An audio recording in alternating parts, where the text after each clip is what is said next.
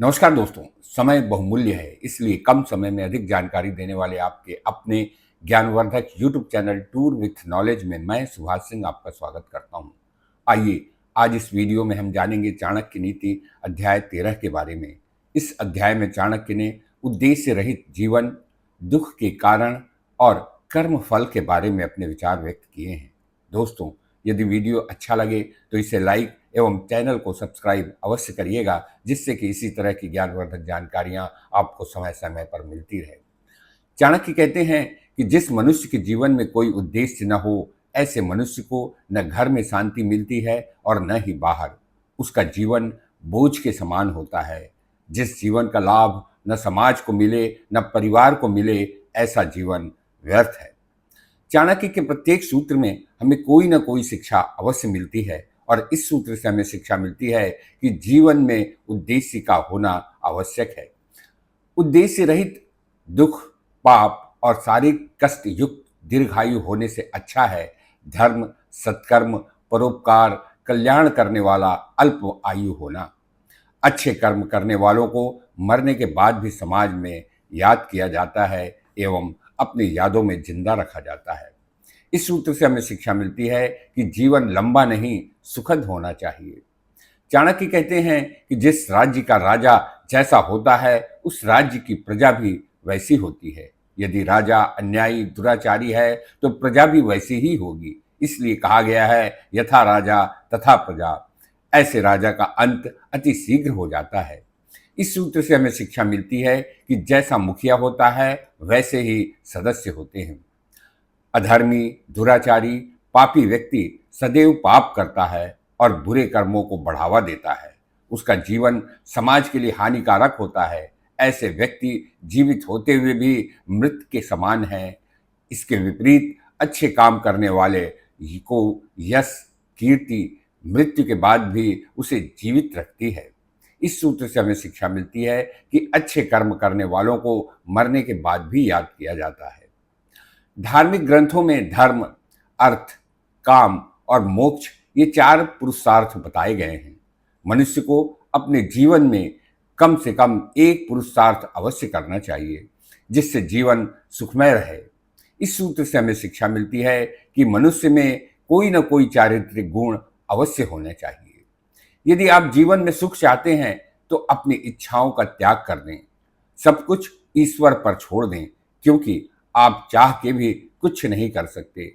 आपके पास जो कुछ भी है उसमें संतोष करना सीखें, इसी में सच्चा सुख है। इस सूत्र से हमें शिक्षा मिलती है कि मनुष्य के दुख का कारण उसकी इच्छाएं और कामनाएं होती हैं।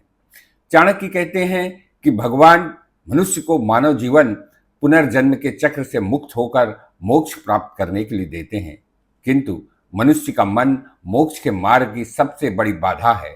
मन और मन के कारण ही मनुष्य क्रोध, लोभ, मद, मोह में लिप्त हो जाता है और मोक्ष के मार्ग से भटक जाता है।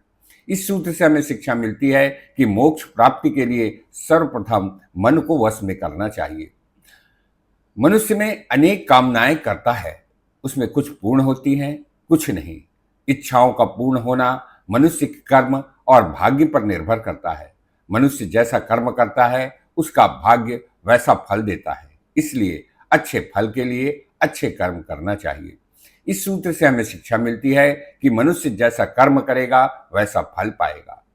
चाणक्य कहते हैं कि जिस तरह एक बछड़ा सैकड़ों गायों के बीच अपनी माता को पहचान लेता है, उसी तरह कर्म भी वर्षों बाद भी अपने कर्ता को पहचान लेता है और उसका फल अवश्य देता है। इसलिए सत्कर्म करें, जिससे श्रेष्ठ फल प्राप्त हो। इस सूत्र से हमें शिक्षा मिलती है कि मनुष्य को हमेशा अच्छे कर्म करने चाहिए। बीता हुआ समय कभी लौट कर नहीं आता, इसलिए उस समय घटित घटनाओं को बार बार याद करके दुखी नहीं होना चाहिए। इसी तरह भविष्य में घटित होने वाली घटनाओं के बारे में आप कुछ नहीं जानते, तो उसकी चिंता क्यों करना। अतः मनुष्य को वर्तमान पर ध्यान देना चाहिए। यदि वर्तमान अच्छा होगा तो भविष्य भी अच्छा होगा। इस सूत्र से हमें शिक्षा मिलती है कि भूत भविष्य की चिंता छोड़कर मनुष्य को वर्तमान पर ध्यान देना चाहिए। मनुष्य अच्छे आचरण, स्वभाव, मृदुवाणी से विद्वान, महापुरुष, मित्र और परिवार के प्रत्येक सदस्य को आकर्षित और प्रभावित कर सकता है। उसके लिए दुनिया में कोई काम असंभव नहीं होता।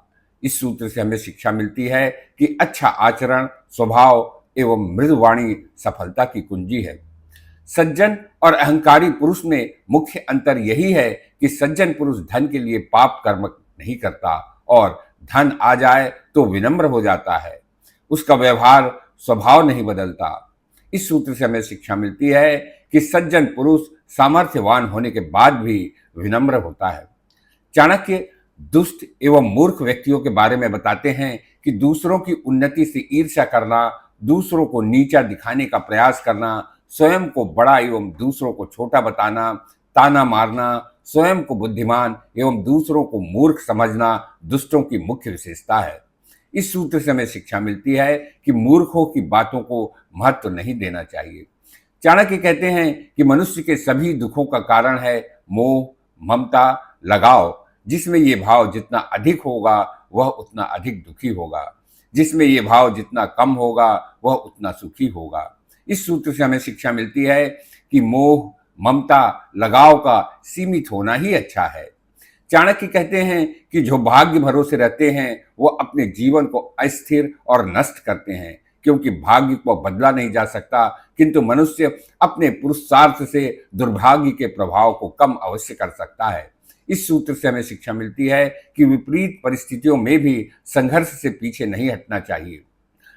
शरीर नाशवान है, इसलिए मनुष्य को अपने शरीर का घमंड कभी नहीं करना चाहिए, बल्कि शारीरिक बल का प्रयोग मन में ईश्वर भक्ति की लौ प्रज्वलित करने में करना चाहिए। इस सूत्र से हमें शिक्षा मिलती है कि मनुष्य को अपने सभी शक्तियों का प्रयोग ईश्वर प्राप्ति में करना चाहिए। चाणक्य कहते हैं कि मनुष्य का परिश्रम कभी व्यर्थ नहीं जाता, चाहे पहाड़ पर चोटकर रास्ता बनाने का हो, चाहे जमीन खोदकर पानी प्राप्त करने का हो, अथवा विद्यार्थी का गुरु सेवा कर विद्या प्राप्ति का हो, उसका परिश्रम कभी भी व्यर्थ नहीं जाता। इस सूत्र से हमें शिक्षा मिलती है कि परिश्रम कभी भी व्यर्थ नहीं जाता। दोस्तों, मैंने साधारण शब्दों में आज के परिप्रेक्ष्य में चाणक्य की नीतियों को आपके सामने रखने का प्रयास किया है, जिससे कि आप अपने जीवन में इसका लाभ उठा सकें। उम्मीद है मेरा यह प्रयास आपको अच्छा लगा होगा। यदि आपको ये वीडियो अच्छा लगा तो लाइक और कमेंट अवश्य करिएगा। धन्यवाद।